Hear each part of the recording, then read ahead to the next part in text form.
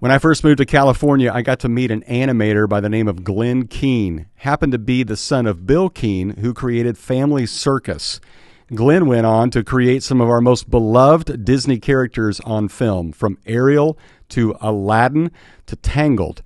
And he became a close friend, and he also had the opportunity to create an award-winning movie that was about the basketball farewell of Kobe Bryant. Glen is an all-around great guy, an amazing follower of Jesus, and I wanted you to have a chance to hear my conversation with artist and animator Glen Keane.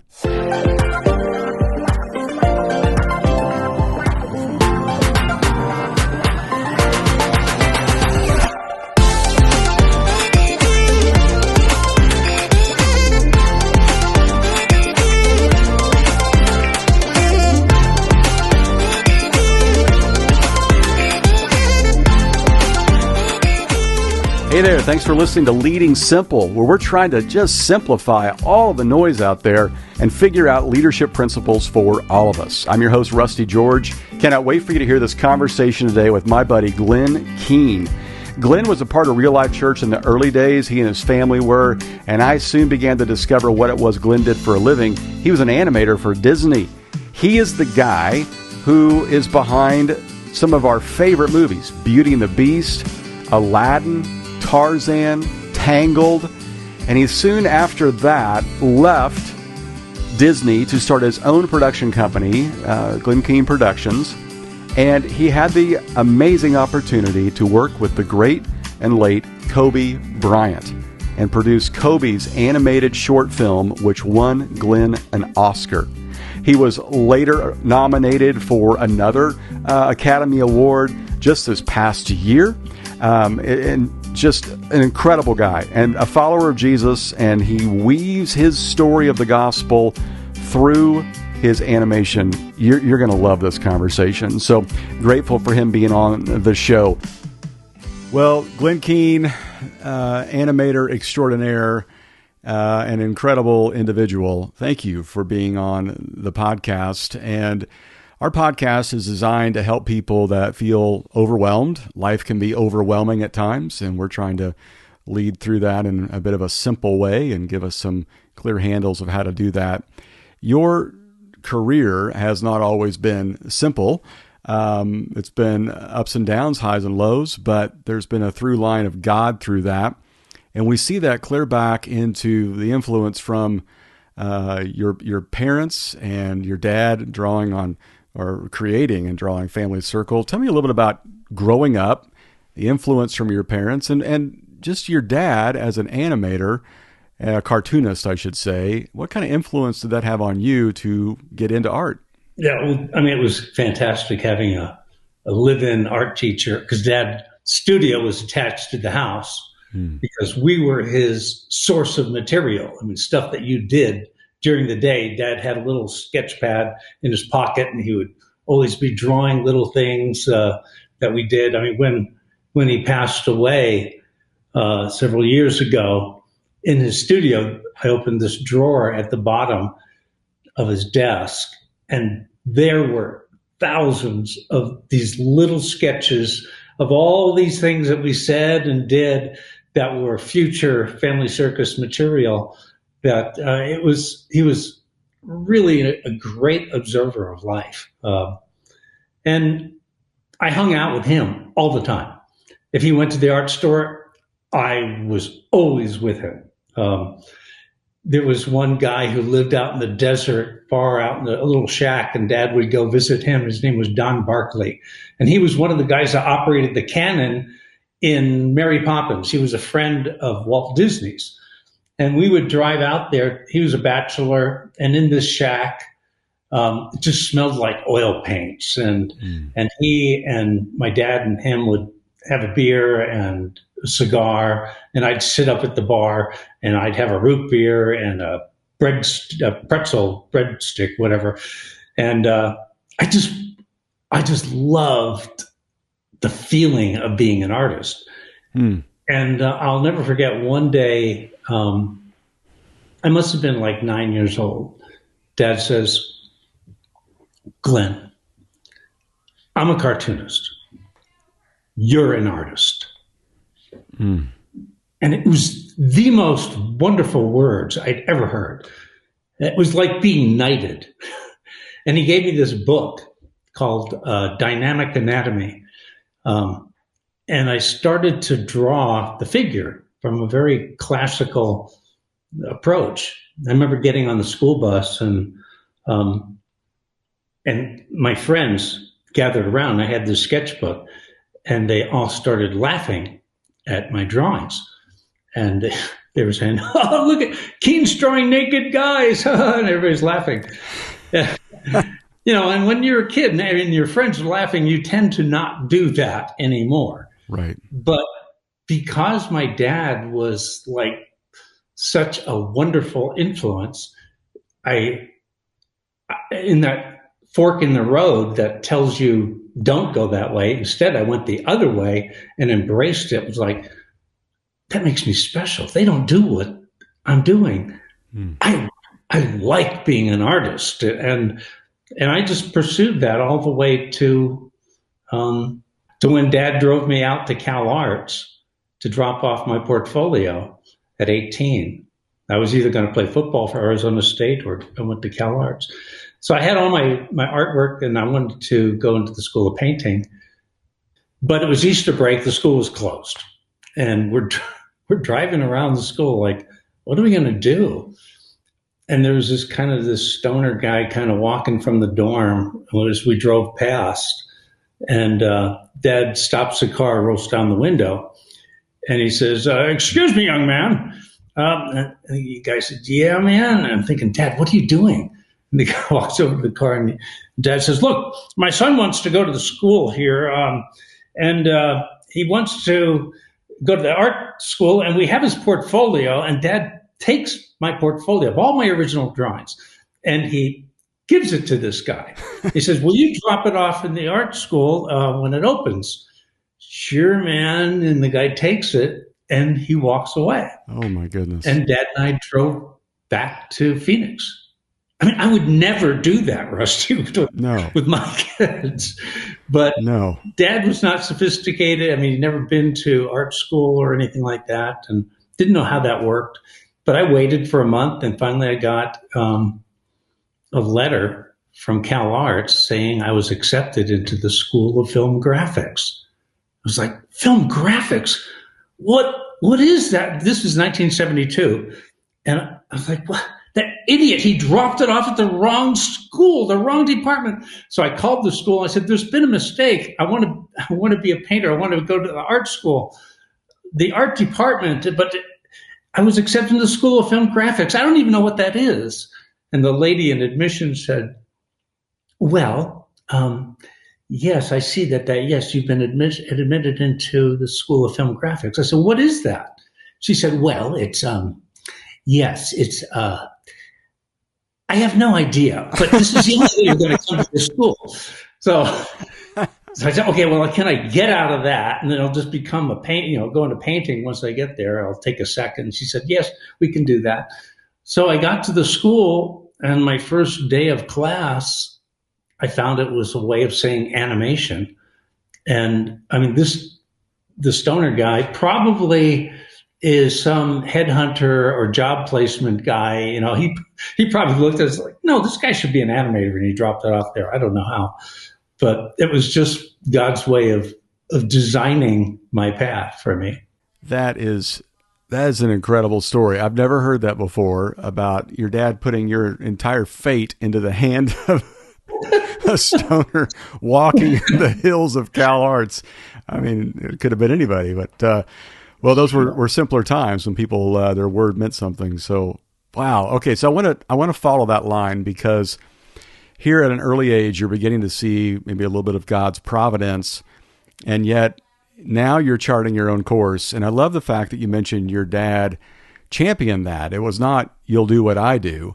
It was, "You be who you are created to be, and that's different than me." How did you kind of walk that line of honoring Dad, but charting your own course? I think a lot of our listeners have had that, whether they feel a pressure to either be like their parents or parent like their parents or take over the family business from their parents. Yet they also want to be themselves. How did you kind of live that out over the next few years during your formative years? Well, I hung on to that idea that I'm an artist and that was the path I wanted to go. Most people in animation weren't following that path. They wanted to be an animator. But I just saw animation as a way of expressing my art. And both my mom and dad were incredibly courageous people in terms of life choices. Dad met mom in Australia in World War II.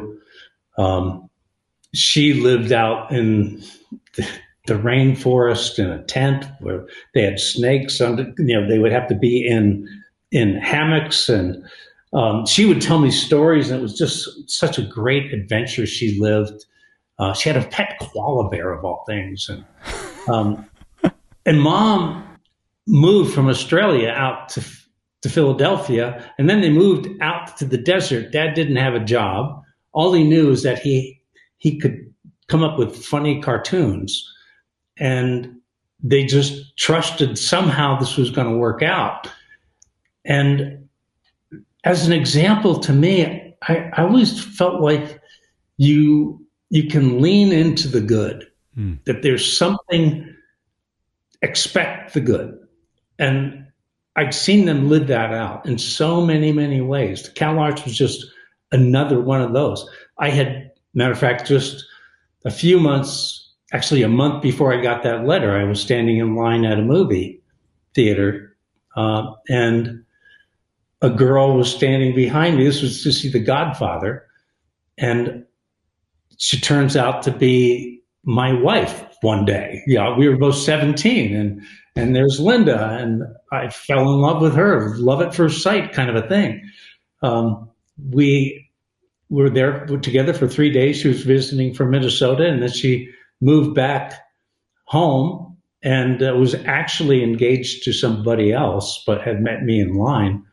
And oh man, Rusty, this is going to take way too long. I'm talking way too much here, but no, keep going. I got to say,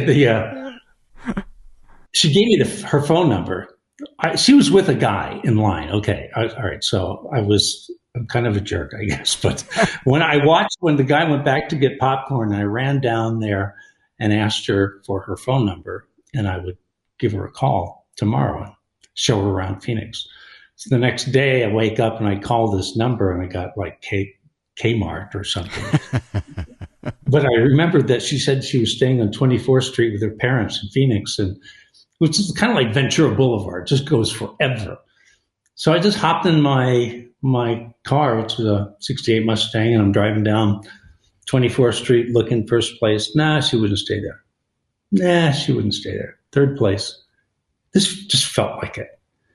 And as soon as I turned in to the parking lot, she stepped out of the door of the motel room. And it was like, of course she's there. And then I started thinking, wait a second, she thinks you were a jerk. She gave you the wrong phone number. Now you found her. And so I'm slumping down in the car, hoping she doesn't see me.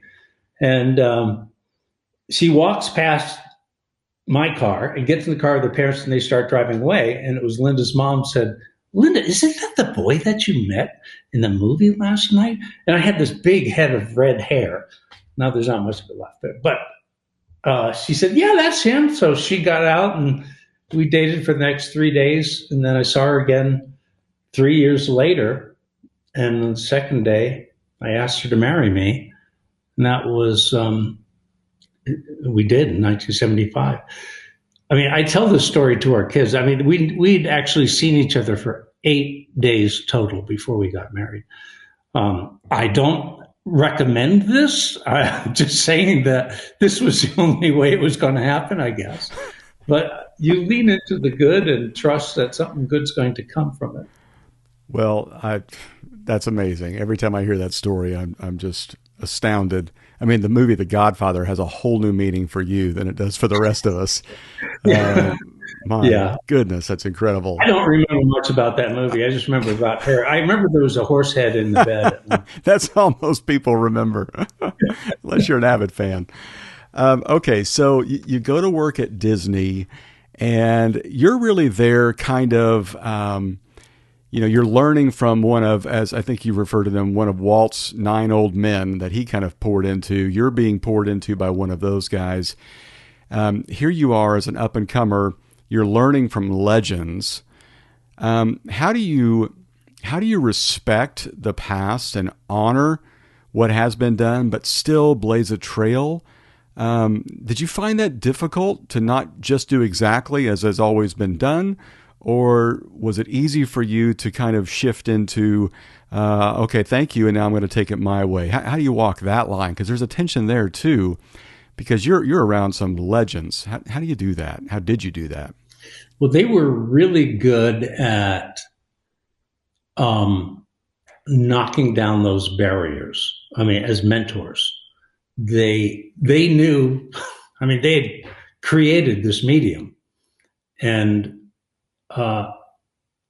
so you are totally intimidated, and all you need is the slightest suggestion from them that you are worthless and get on your knees kind of attitude. Instead, it was not that at all. Mentoring is a huge part of my life, and I take so much of it from my dad and those 9 old men. I remember the first time stepping into the Disney studio in Burbank, where Walt had done Bambi and Pinocchio and so many classic films. But it was the smell is what I remember first, that it was like artistic incense.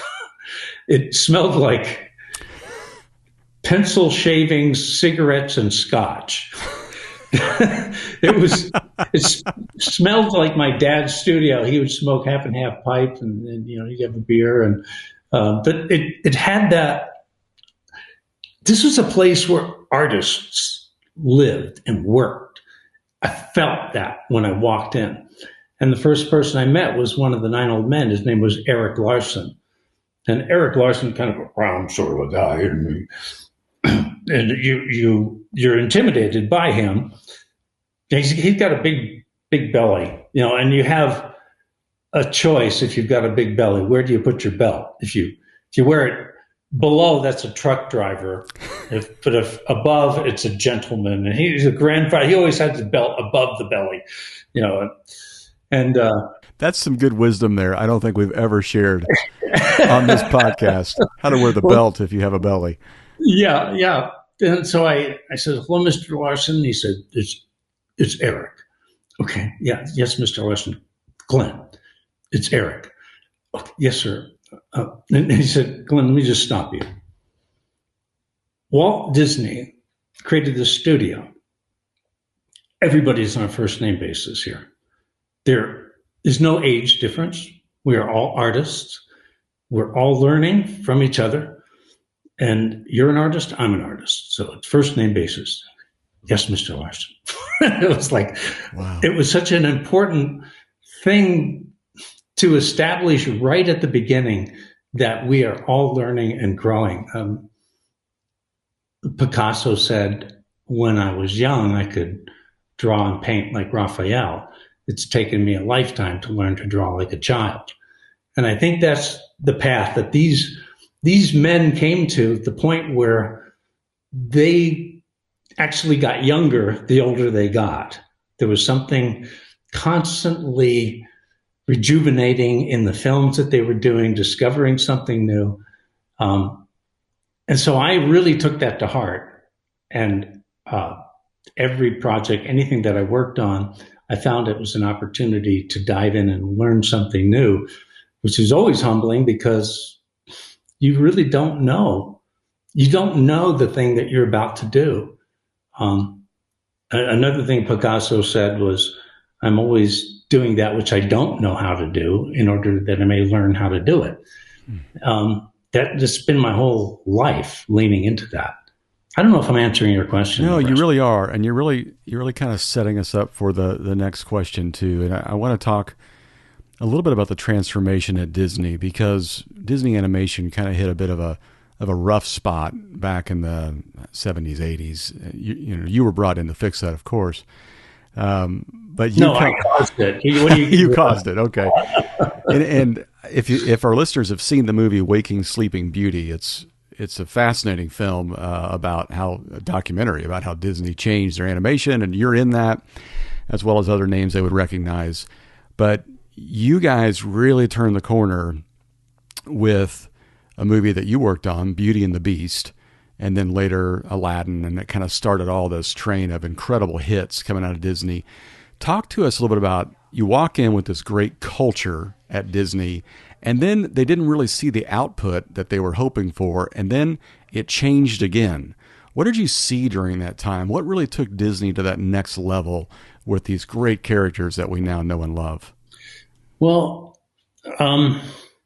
it was a difficult time because those 9 old men had not trained a new generation until like it was almost too late. I mean, the pilot light was just about gone. Some of them had died. They realized that they better pass this on.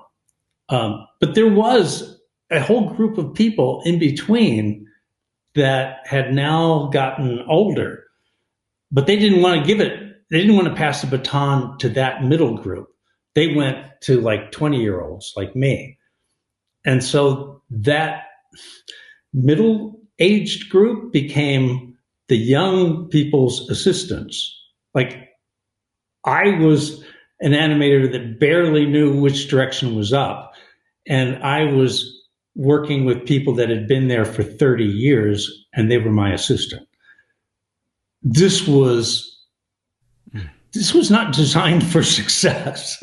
It was really, really tough. And there was so much tension within that studio. And it took quite a while before we actually turned that thing around. As a matter of fact, at one point, the films weren't doing well, and Disney Studios was about to be sold, possibly to Sony. They were going to take the animation library and sell it. It would just be, there would no longer be an animation department.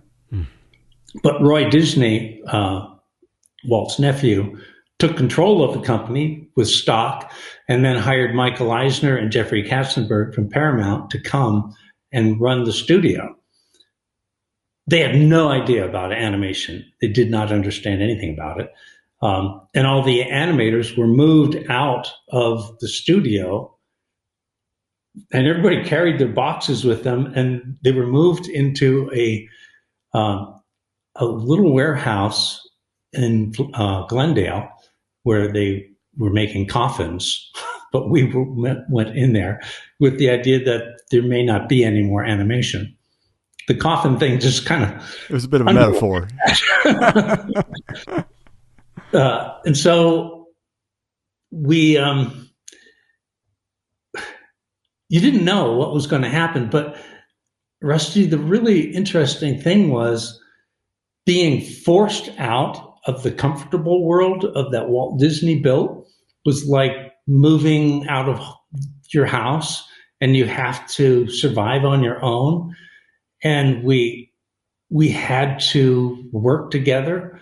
And Disney, Jeffrey Katzenberg ended up hiring this guy, Peter Schneider, who was was the head of the arts for the 1984 Olympics in LA.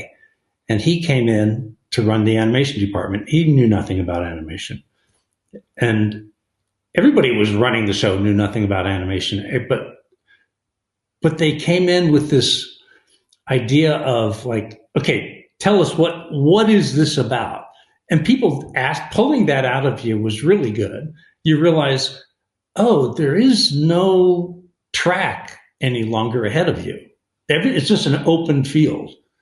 And the animation studio changed. It became a theater group as Howard Ashman and Alan Menken came in and were hired to do music for Little Mermaid. And that group became like an acting troupe that went from one film to the next, and one film I'm being Ariel, the next film I'm being the Beast, and next film I'm being Aladdin, and everybody's playing these different roles. And it was music really brought in an enormous boost.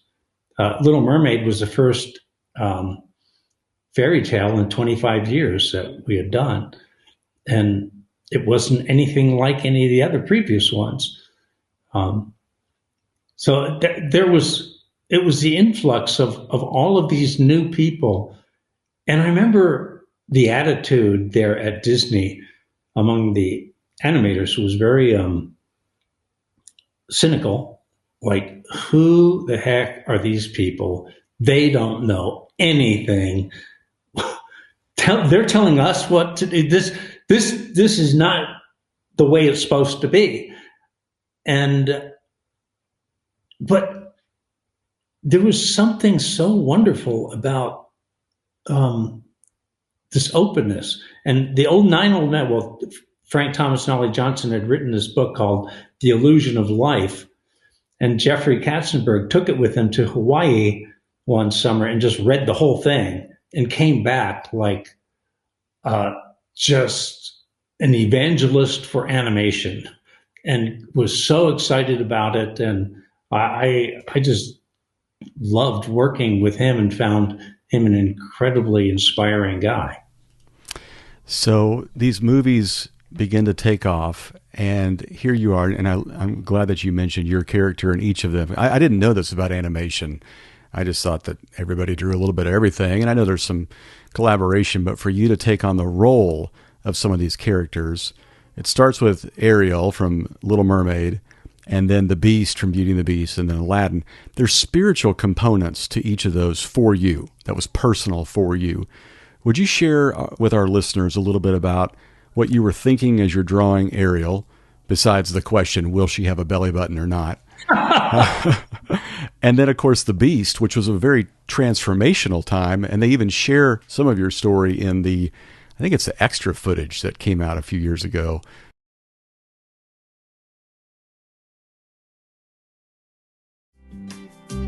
Hey everybody, let me take just a moment to interrupt our conversation to tell you about something really cool we're doing in September. We want to support this great organization called Saving Innocence. They work to rescue kids from human trafficking in Southern California. And so we want to benefit Saving Innocence by giving profits from After Amen to them. So if you will go to PastorRustyGeorge.com and buy a copy of After Amen for the reduced rate of $12, it's I think over 15 on Amazon, we're going to give profits to Saving Innocence. A great way to support Saving Innocence, and maybe a great gift to give somebody else. That's the book After Amen, What to Do While Waiting on God, for $12, PastorRustyGeorge.com. Simply use the promo code SI, the letters SI, for Saving Innocence, and we'll be able to support this great organization called Saving Innocence. All right, back to our show. Tell us a little bit about where you were spiritually when those movies were being put together.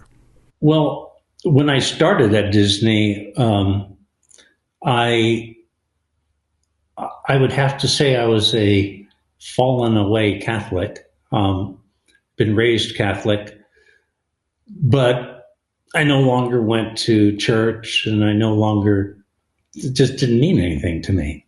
It was tradition, and I just wasn't thinking at all about church or God for that matter. It really wasn't thinking much about him. But at 20 years old, when I started there, it was probably just a couple months after this was a chance of a lifetime for me to be there, to be training, to be learning. And it was an incredible blessing, but God has a way of blessing us deeper and richer than we can even ever imagine. So I was growing as an artist. But then I just started to have this incredible sense of sin in my life. Like I couldn't stop thinking about who I was before God. And it became obsessive. Like I would walk down the hallway with this heaviness on me. And I would see everybody else there, and they all seemed happy and cheerful. And it was just this, I'm wondering, why can't I enjoy my life right now? I'm learning, but what is this? And there was one guy that at lunch, we were all pretty insecure, a bunch of little artists there together, wondering who's going to survive, and who knows more than each other, and there was a lot of competition. But there was one guy that was sitting on the park bench. I noticed him a lot. Ron Husband, an Afro-American guy, and he'd played football at Las Vegas, Nevada, and he was reading his Bible at lunch. And I thought, I don't think I've ever seen anybody read a Bible. I mean, I spent my whole life as a Catholic, and I never read it. I'd never seen anybody actually do it because they wanted to. What? And so then they took this bullpen of all of us trainees, and they split us into twos. And I was put in a room with Ron at that point. And so I saw that he was reading his Bible, and I said, Ron Husband, I call him Huz, what does the Bible say about how I can know that I'm right with God? And he said, well, to tell you the truth, Glenn, I'm just new with this myself. And I was like with the Jehovah's Witnesses. And I've been reading my Bible and finding out that they're not right. The Bible, you don't work your way into God's favor. Glenn, you can't do it. This is a gift. And he showed me John 3:16. He gave me this little Gideon's Bible that he had picked up from a hotel when he was playing football somewhere. And he said, here, take that. Read John 3:16. And I remember going to Jack in the Box, which is no longer there, but it was on Alameda and Buena Vista, and getting a hamburger and coming back across the crosswalk, reading it as I'm walking. I mean, I'll just never forget those words.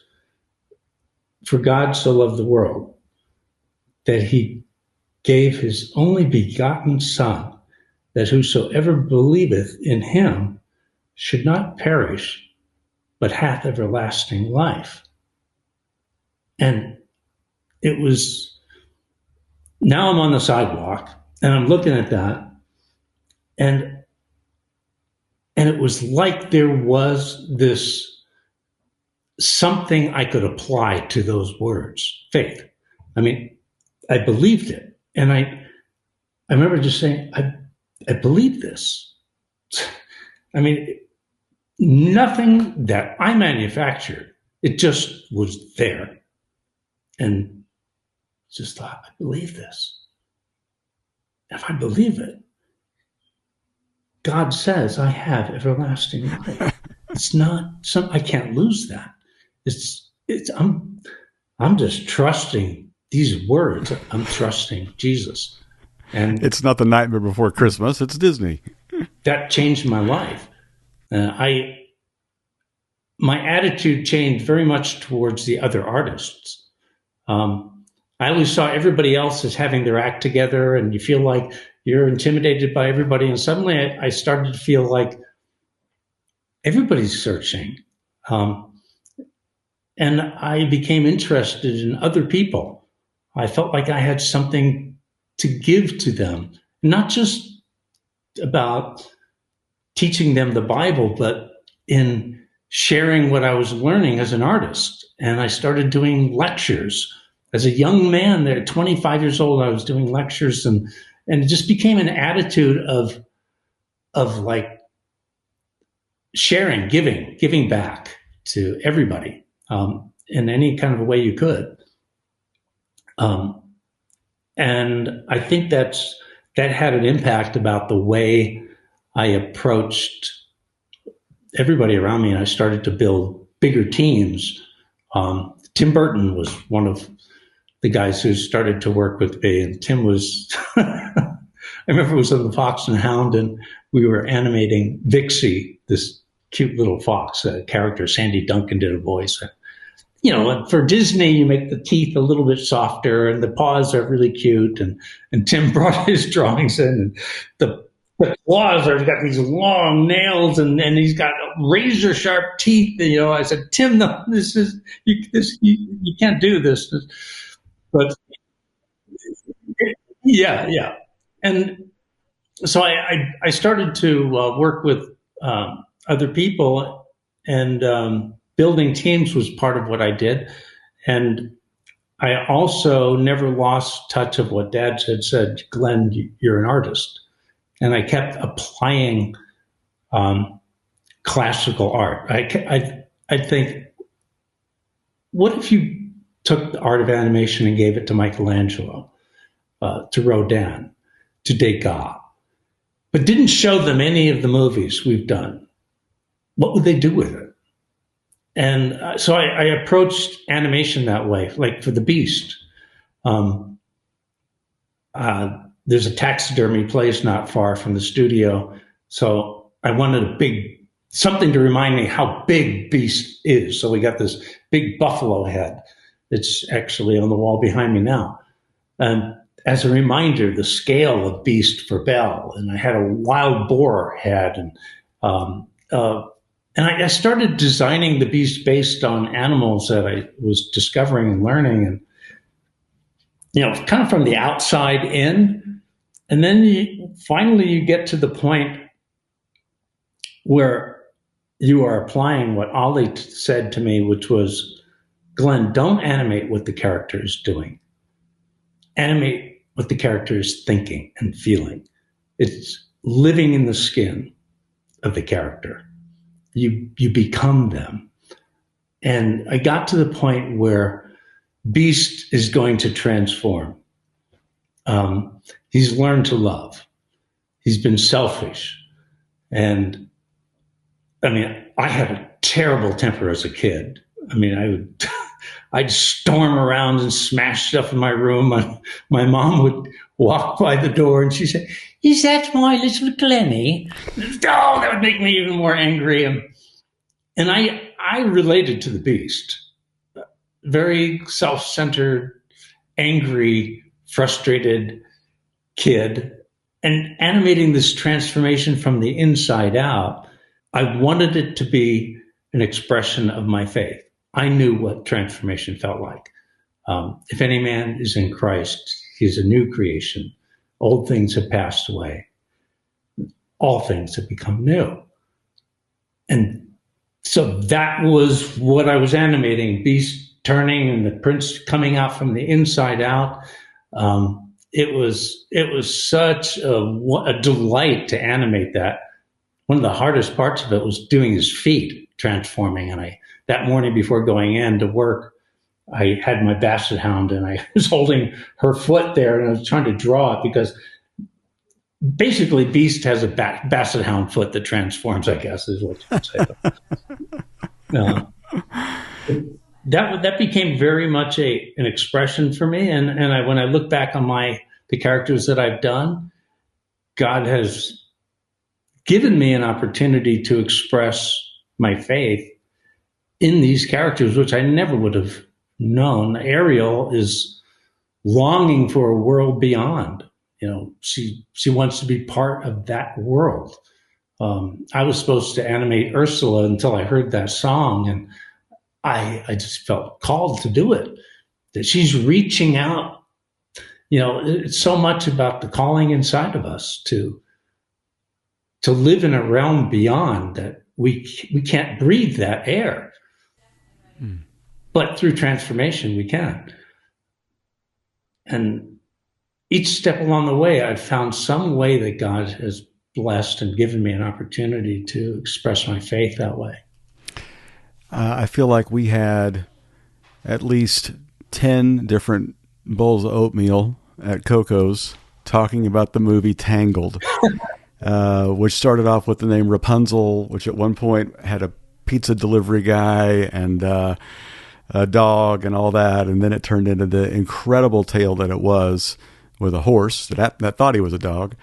But there's so much of a gospel story in that, and certainly at the end. Tell us a little bit about how that movie for you was a bit of a journey because it was your pet project for probably a decade, and then you had a heart attack during it, and other people came in to kind of finish it up, but it was always your brainchild. And this incredible scene at the end of Tangled, where her, it's like this thing that she has inside of her is what transforms and changes him. And tell us a little bit about the thinking there and what you were hoping to convey. Yeah, well, the heart attack, Rusty, I don't want to blame you for that, but we had a men's group that was going on at that time. And I think God answers our prayers sometimes by bringing us through difficulties. And, yes. It was a remarkable time for me. It was a time at Disney where there was an enormous amount of changes going on. Management that went through 5 different changes of management within Disney company, and every time it changed, the previous version of that movie was thrown out and started again. Mm-hmm. And that was very difficult to go through. Underneath it all, there was this amazing moment in the original fairy tale of the tears that heal. And that was always an enigma, like, why do those tears heal? What is it about that original fairy tale? And these fairy tales, many of them, were ways of communicating the miracle of the gospel, from Snow White and the 7 Dwarfs to Little Mermaid, to Rapunzel. I mean, this is, I was working in France when I first started to work on this. And I remember we went to a restaurant in Belgium and for New Year's. And they gave these little blocks with a carving in it, a saying. And in this one, it was the motto of a famous Belgian. And it said, plus est en vous. There is more in you. And I thought, this is the truth of this story. Plus est en vous. There is something inside of us that God has planted, that seed inside of us, that transformation that happens, and it is an inexhaustible one, and it can touch others. It can bring life to other people. And in the end, Rapunzel thought her power was in her hair, which is cut off, and she finds that she's got nothing to save her Flynn, who's dying in her arms, and the tears just naturally come. She doesn't try to cry. She doesn't produce that. That comes as a gift from within her, and it touches him, and it heals him. And it's such a picture of how we live our life as believers, that we allow God to touch other people. I have a friend who said, Glenn, do you think you love people through your animation? I said, no, I don't think so, because it's always a struggle. I get so obsessed with what I'm drawing that I have to push it away to spend time with my family, who I love. And it's always a competition. He said, I really think you should rethink that. I think it's in your drawing that you are actually touching people. And it happens in a natural way. It's not a self-conscious trying to do it. It's who I am. It's what I do. That image that you just said right there, I remember being in the theater, seeing that and thinking, boy, that is it. That is the culmination of it all. your journey of the gospel. It was beautiful. And my family had no idea why I was crying so much at a children's film, but it was really powerful. Glenn, one of the things that I admire so much about you is your commitment to where God is leading you. And I think you developed that early on, even though you say that, you had a period of time when you were not necessarily following Christ. But I think that in hindsight, you see how he was leading you in spite of your own decisions, and how you decided to lean into that, not only through your animation, but your life, which led you away from Disney, to walk away from Disney and to do your own thing. And I remember that time of you not even knowing what that might be, but you just knew it was time to walk away. How do you know when it's time to say goodbye? How do you know when it's time for that necessary ending? It wasn't like you had a great next step ahead of you. You had several options. It eventually led to something great in Glen Keane Productions. But how do you make that decision to kind of jump out into the unknown? Let me interrupt for just a moment. Did you know we have a YouTube channel? In fact, all of our podcasts are now recorded and placed on YouTube as well. So ever wanted to look at the person I'm talking to? Now you can. Go to Pastor Rusty George on YouTube and subscribe. All right, back to our show. Yeah, it's really a good question. I don't know how it is for everybody else. I could just tell you how it was for me. One thing was very important is to be connected with that little group of men that we were with, meeting every Wednesday or Thursday, whatever day it was. To be constantly walking with the desire to follow the Lord. It says, "May your good spirit lead me on level ground." So you want that balance in your life, the level ground.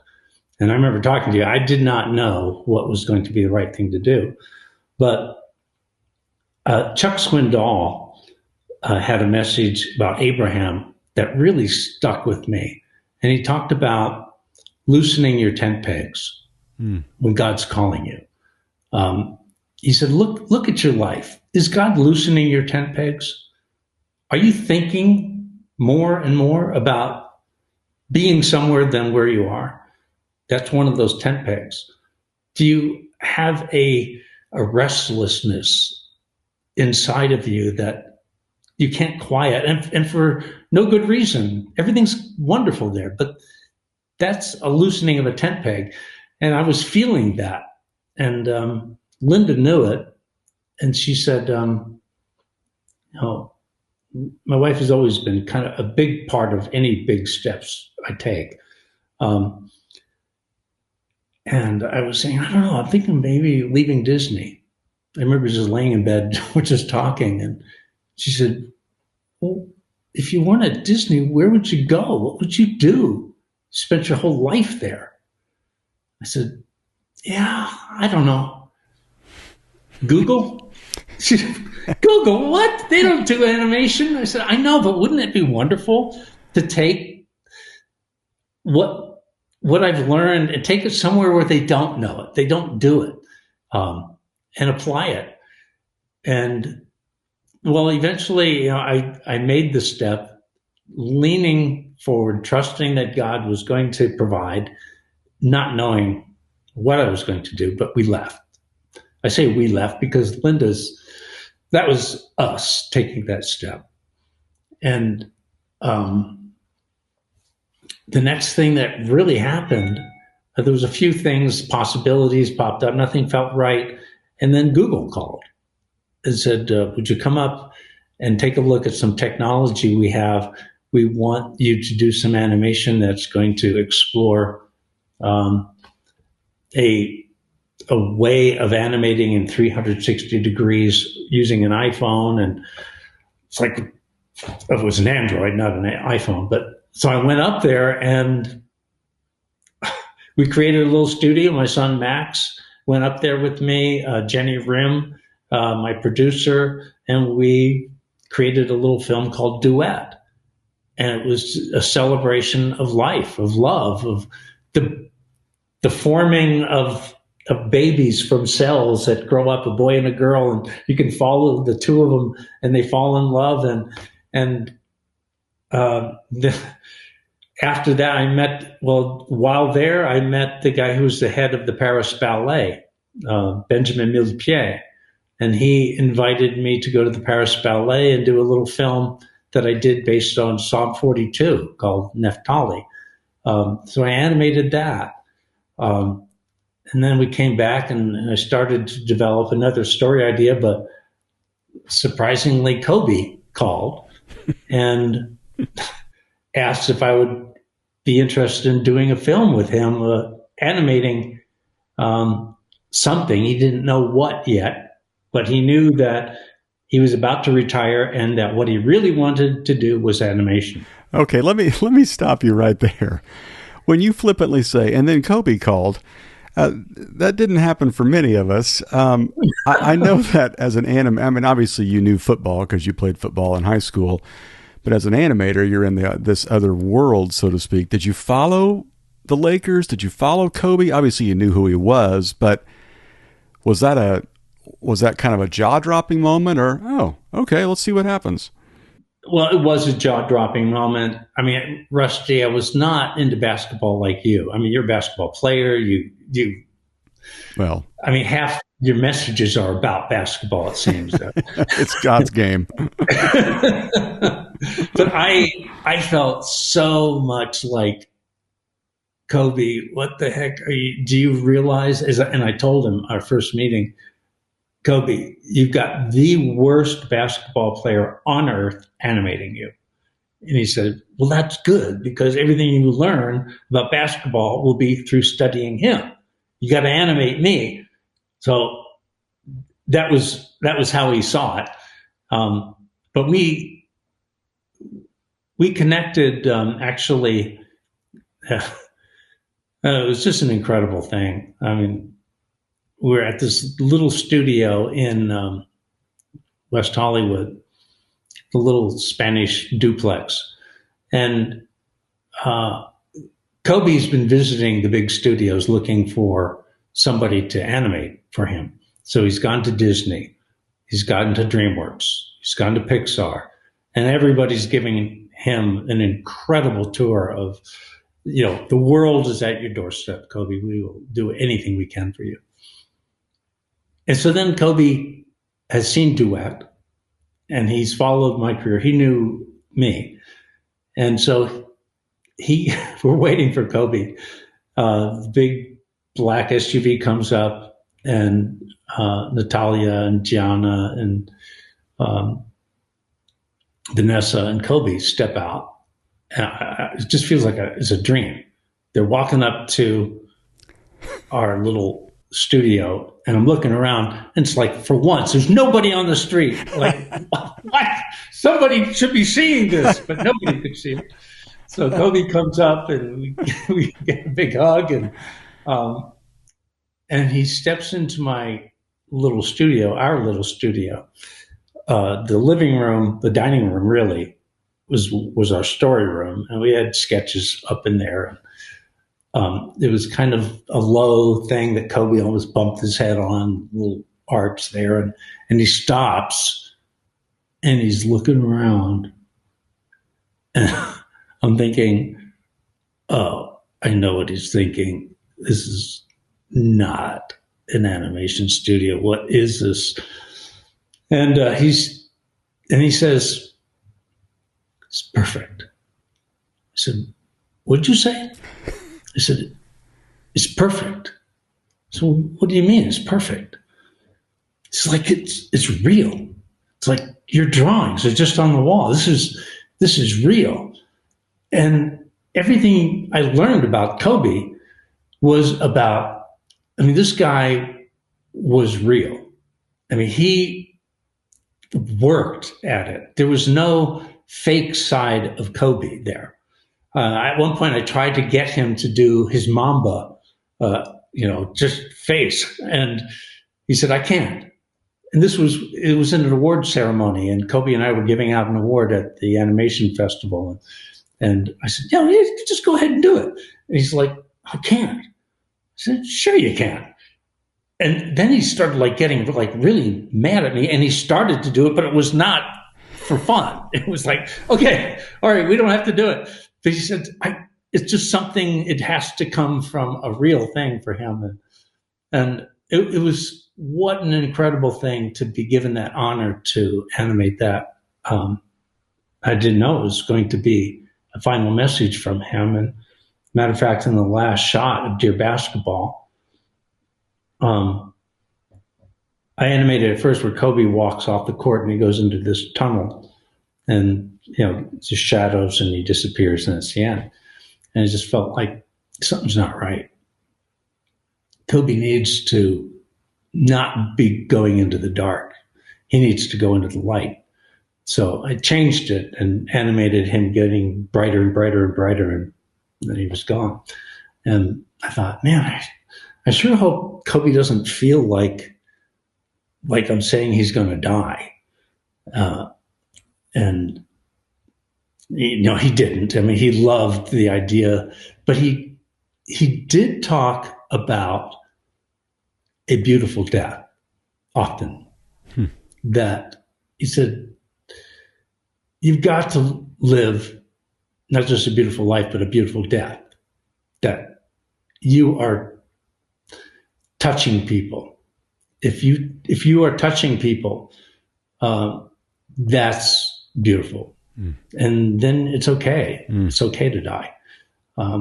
And even, to that very final moment on the helicopter, he was calling, helping somebody get into a college and training. And he was thinking about somebody else. And Kobe really, truly was an amazingly spiritual guy, that the changes that had gone on in his own life. I had so many times where Kobe said he was praying for me, and vice versa. It was, yeah. I remember talking with you after his death, and I mean, that's a heavy thing. The world lost an icon, you lost a friend.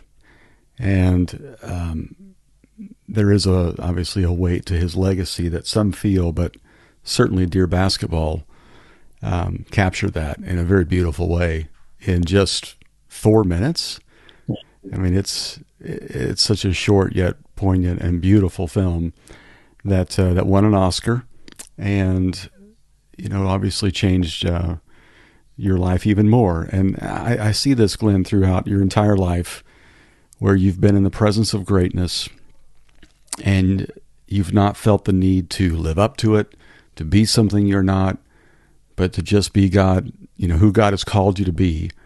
And it's always been exactly what was needed for that time.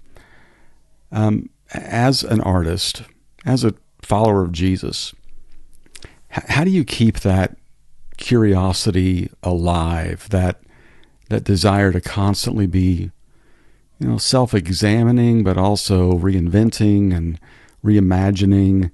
How do you keep that going? Because you're not a young man anymore, and now you're a grandfather, and everything about you could say, well, I'll just be a sage and forget about it, but you continue to reinvent yourself. How do you keep that going?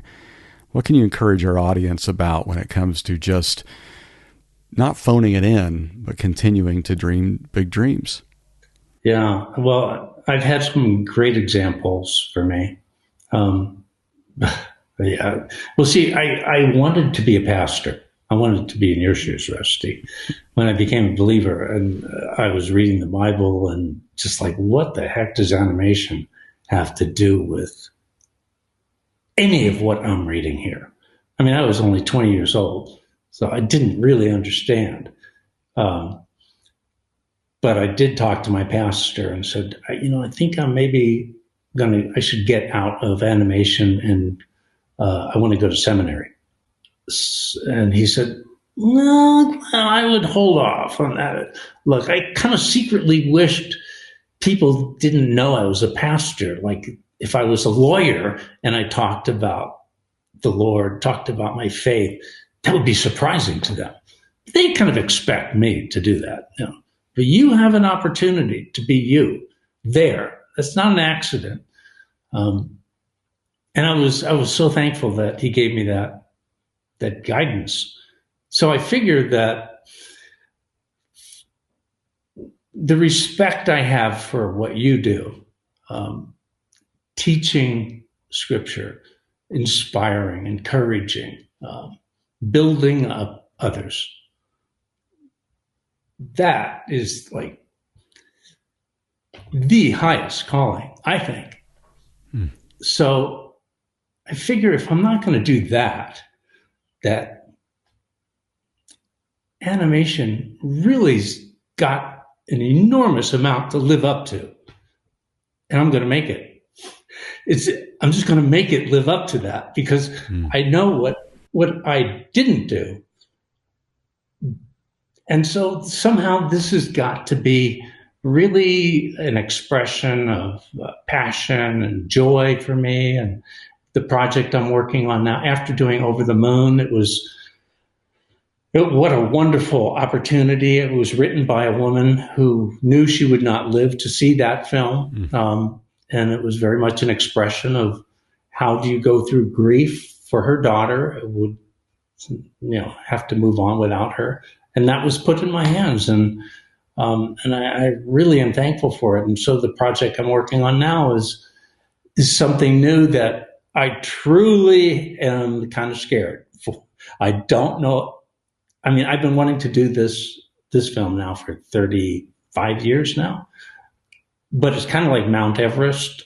Like, hey, someday maybe I'll be good enough to do this.